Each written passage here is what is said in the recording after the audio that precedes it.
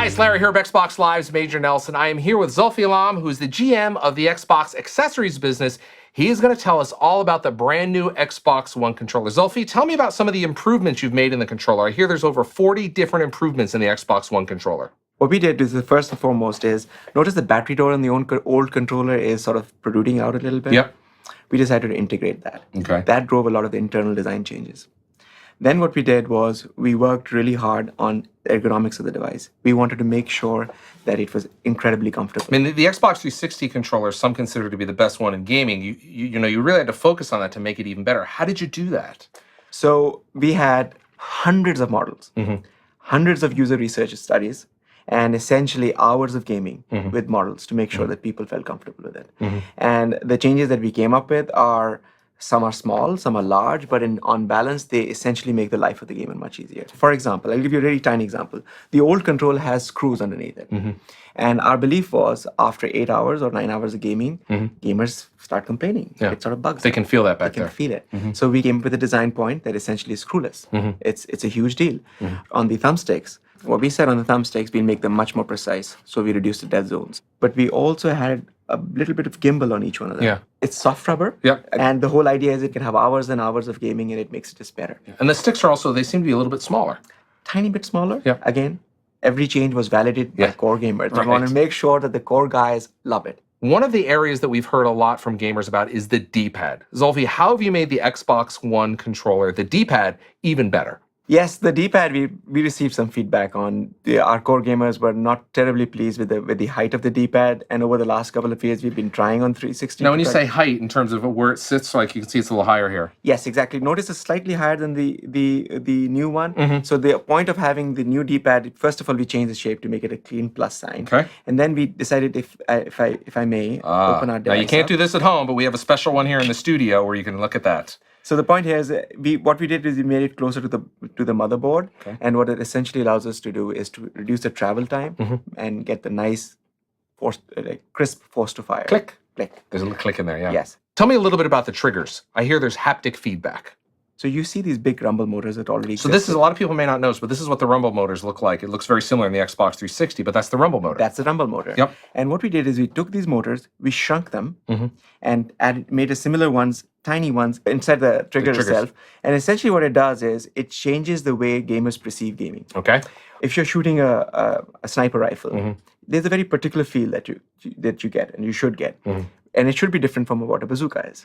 And essentially now we can get that to you.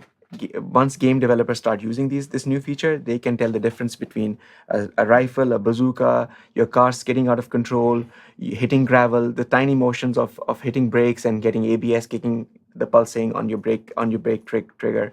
You can get those feelings. So in addition to the rumble, game developers, which they've had with 360, is with Xbox One, they're going to have the rumble as well as this additional feedback, as you said, where they can maybe give the kickback of a rifle or of a vehicle. That is exactly right. So think about it. You're playing Forza, and you go through the curve, and your car starts to skid out of control. Historically, you have these big rumble motors sort of shaking. Right. No, we'll give you an actual feeling. If the right tire's slipping out of control, the right one will have a slightly more feeling. Wow. Think of it as fine motor control versus coarse motor control. Wow. Zulfi, tell me about this little micro USB port here on the back of the controller. Sure. Gamers tend to have two different controllers. The wired one that they use for gaming scenarios when they go for competitions, and the wireless one, which is more casual. And we said, why should we have our customers buy two of these? Let's give them the option of just buying one. So this is a 2-in-1 controller, essentially. You got it. How does that work? The way it works is, the moment you plug in the wire, essentially the entire the radios on the controller shut down.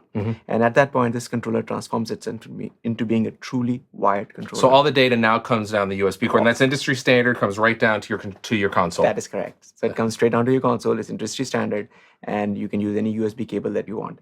Now, in terms of the wireless protocol, we also redefined it completely from scratch. There were two goals. First, increase the bandwidth of this wireless protocol significantly more, 20x more than what we have right now. Okay. And the other one was to reduce the latency. So the moment you press the button for a fire button, the time it takes to go to your console and back, essentially we reduce that. And you're dealing in milliseconds now. I mean, just really a finite, really small number. This is all milliseconds. Essentially, we improved by 20%. Now, tell us a little bit about the, of course, this is the Xbox button right there on the top. When you click that, you'll go to your dashboard. But around that, it's an infrared window, right? Yes, first of all, it's not just a button. Okay. Okay.